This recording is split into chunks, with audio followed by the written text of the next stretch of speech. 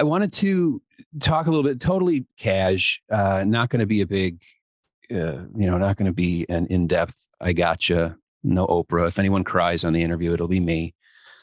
But I did want to kind of lead in with,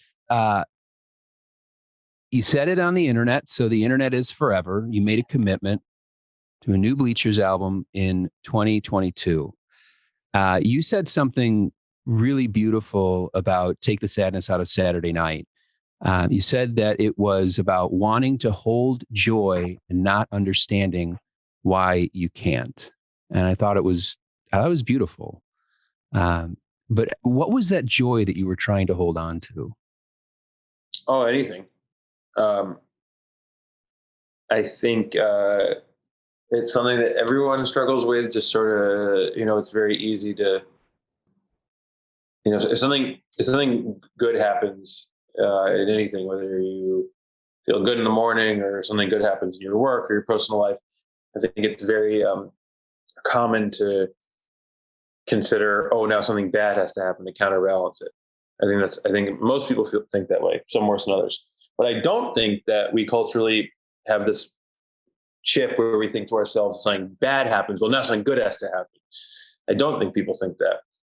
This is sort of like a basic way of looking at it, but it just sort of like led me on this journey of kind of obsessing over where this like crazy pessimism and all this comes from. Because it's not real. It's like everyone gets out of bed in the morning and everyone goes at some level for the things they want. And, unless you literally end your life, I mean, there's a hope in even just existing. So it's such like a weird spoiler that we all can be so pessimistic or unable to imagine that all the things we require will happen. There's a big theme in the album.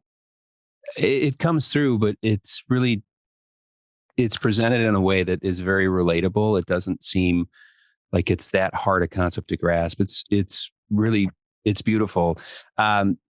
Even though that was last year and you've committed to a new record in 2022, it wasn't the only recording that you did. I've really enjoyed the recording at Electric Lady Studios. Yeah, I'm really happy to put that out. How did that come about?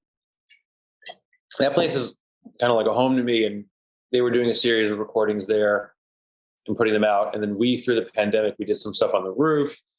We did stuff inside. We just been using the space in all these different ways and kind of amassing these really cool live recordings. And so when it came, Lee, who runs the place, was doing these live Electric Lady series, and we always wanted to do one. But I just thought it could be cool to basically make it like a compilation of all these live recordings we had done around the building. So it's literally everything from like us with Springsteen on the roof to the band kind of broken down, playing How Dare You Want More in Studio D, just all around the building, using the different rooms and the different instruments around.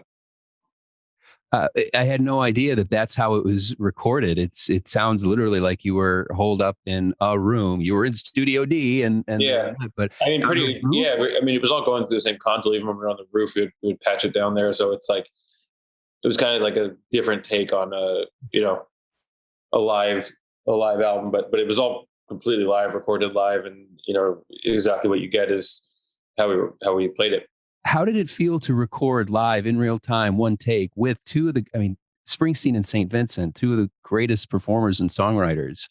Yeah. How did it feel to play live with them for those songs that you had recorded with them? You almost kind of feel like a little bit like a superhero. Like you have like this like backup where you can't be stopped, what could happen? What could go wrong when you're playing with people like that? If you fall, they'll lift you up. That's a good point. And think about it. You've got a pretty killer band behind you anyways, but there's Springsteen there to back you up too. There's St. Vincent to back you up too. I think I'm good. Makes you feel like strong, and you can lean on them and vice versa. Well, so talk about a little bit about how does it feel to take that into a studio on the other side of the glass? How do you bring that strength with you when you're producing a record? Well, I think the process of all these things is leaning on others or yourself. When you're writing, you're sort of leaning on yourself, finding strong parts of yourself to lean on and push you through it. If you're producing, you're leaning on someone, they're leaning on you. It's these things are kind of I would say the connective tissue between all this is finding strength and going with it. When you're an act as bold as like making an album or writing a song or playing a show, it like doesn't come from focusing on the weak parts of yourself. You might be able to draw inspiration from the weak parts of yourself, but what I like about all of these things and what puts them together, writing, producing, playing, is they are possible because you're leaning on a strong part of yourself, and that's a good thing. Talking shit is leaning on a weak part of yourself. It might make you feel strong, but it's leaning on a weak part of yourself. So I think in my life, it's through music, but I think, not to oversimplify something pretty intense, but the way to feel good and happy and successful is to lean on strong parts of yourself, recognize what they are, and then lean on them, because they give you more, right? So sometimes I get a lot of questions about schedule and how I'm able to do all these different things. And if you love something and it gives you strength, then all of a sudden you have more time than you ever thought. And the same goes for if something is crappy and shitty and hurts you, it can make you feel like you have no time in the day. Well, talking to you, just, we can see one another right now, but seeing you explain that, I mean, I can imagine being on the other side of the glass as you're communicating to an artist who's recording. I can feel how that would come through. And that in itself is a talent and art. Not everybody has that. Do you ever find yourself kind of having to hammer that home about, let's lean on something, strong, let's lean on something good? Do you ever find yourself having to hammer that home because it comes so naturally to you? Yeah, definitely. I think we all do. I think recognizing it is sort of the highest form of it. Like knowing what it is in you that's good, and knowing what it is in other people that's good, is kind of as good as it gets. It doesn't, you're never immune to all of the bad voices and all the darkness and stuff like that. But at least if you recognize it, then you know what you're doing. So this isn't to say that like making records or writing or things like this there isn't a ton of self-hatred, stress, anxiety, feelings of loss, or whatever it is. It just means that the work is done at its best when at least you know why you're doing it and you can grab it. Kind of like looking for like diamonds or something like that. It's like you have to know what you're looking for, because if you're trying to look for something, and I think this is, I know it well in my experience through art, but I think it services like it's a greater point about life. If you're searching, and we're all searching, and you don't know what you're searching for, that's when you can make bad decisions. So to make a tiny version of it, that's when you can make bad records. If you don't know why you're doing it or what you're trying to say or where the strengths are. If you do, then you're just on a journey, and it's exciting, and there's ups and downs. But that to me is like everything. It's just why are we doing this? And if you can't answer that question, and it doesn't be like some sort of succinct PR answer, but if you don't know in your gut why you're doing it and what you're looking for, then you're at risk of being sort of caught up by bad forces. It sounds like being very intentional is really core. Yeah. And really like clear with yourself about what you're good at. and I think we all have a tendency to,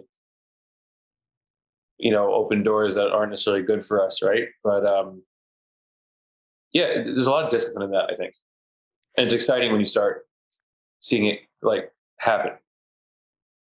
Right. I can imagine that. Okay, let's just try this. And then as you start to see, it works. It's a bit of a leap of faith. It's easy to say, like, let's focus on these strong parts of ourselves, but you start doing it over and over again with yourself and with other people, and you say, okay, it's not like some big hack, because it's still such a process, but this is like a good way to think about making records. The thing about being on stage again, you are a bleacher show. Just watching you on stage is a show in itself. Thanks. I think and it's just you watch this guy who loves what he's doing, and you draw your audience in. And I'm thinking of the Saturday Night Live performances, which were special in for 47 different reasons, right? But I saw your band get energy. Now that they were not energized when you started playing, but they were it was infectious. I mean, yeah, I mean, it depends on what you got to do what you're doing. If you're up there playing really sad songs, then you should believe it. We're up there, like kind of trying to create a big fire and a big energy as a band. And it's, if we didn't believe it, then I don't think we'd do it. So it's not, we can't really play those songs and not have some sort of kinetic energy between us. That's just what we do. I just want to say this again about intentional. I hope you give yourself credit for being intentionally intentional. Like that's, you don't really see that. You don't hear that. And, we talked with people in our day-to-day lives. And I hope you give yourself credit for that. That's, I don't give myself much credit, but I feel a lot of joy when I get to do these things, but that's just what it is. Like putting this tour up, playing on SNL, like there's a lot of shit that's around it. Like even SNL, I mean, like I can't even tell you like the miracle we got on that stage, the amount of like, you should. I'd love to hear the story. With COVID, it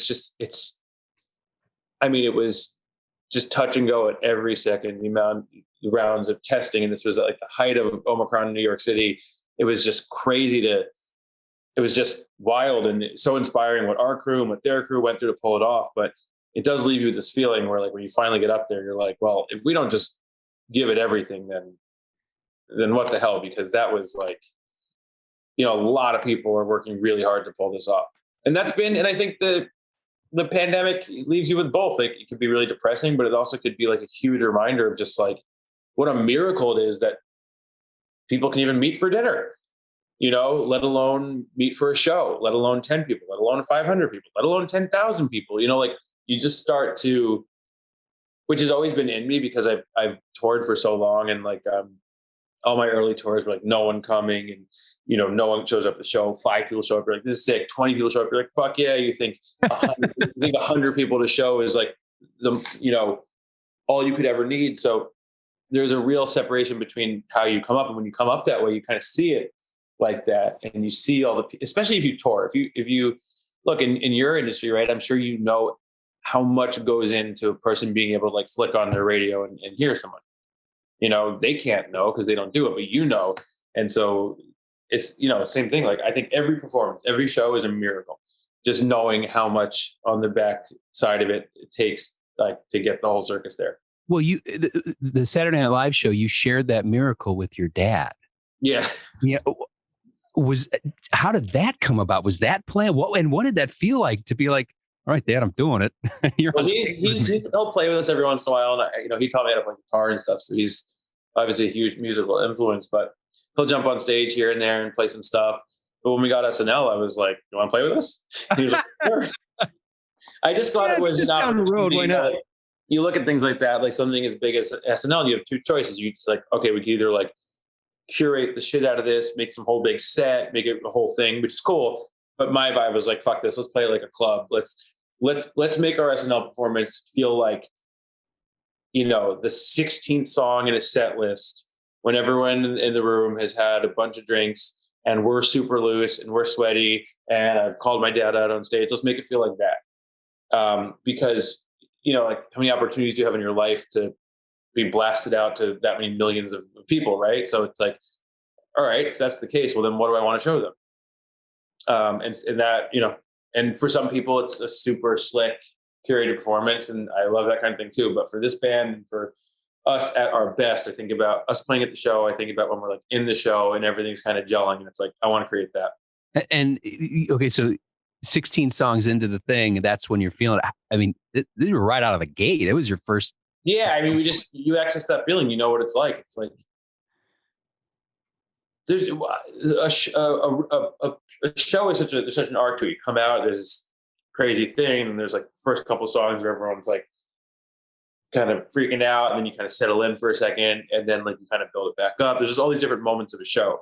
My favorite part though is just when the whole room, band and audience sort of like become one thing, and it kind of like rises above itself, and everyone in the room knows that like without each other we couldn't have gotten there. Yeah. That's my favorite bit. And so I just thought, I told the band, I was thinking to myself, like, let's play from that perspective.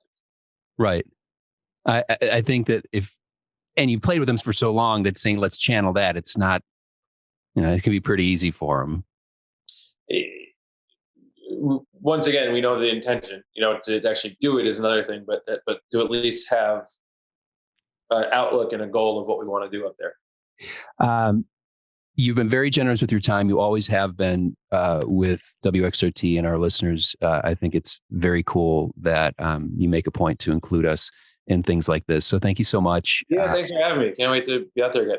I was just going to say, when you come, we're looking forward to seeing you. We're looking forward to seeing you with our friends, and really showing you a good Chicago welcome. So, Jack, I can't thank you enough. Thank you so much. Really appreciate it. You're very, very welcome. Have a great one. And remember, give yourself some credit, man. That's okay, I will. I will do that today. You said so. I will do it today. I promise.